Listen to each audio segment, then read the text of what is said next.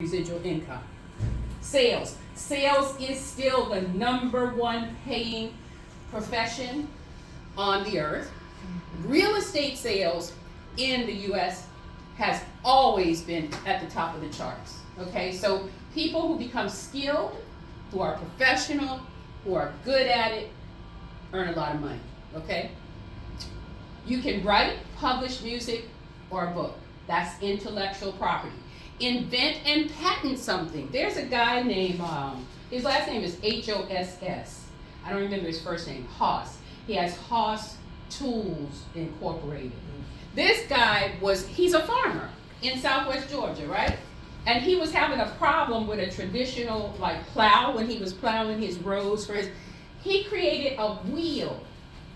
And then now he's patented attachments to the wheel. The guy is rolling in dough. You see his videos with his little grandbabies running around in the fields, happy-go-lucky. Why? Because he patented something. Once you invent and patent something, that's forever money. The same thing with Elon Musk. You mentioned his name, right? But Starlink, you can't buy from the web.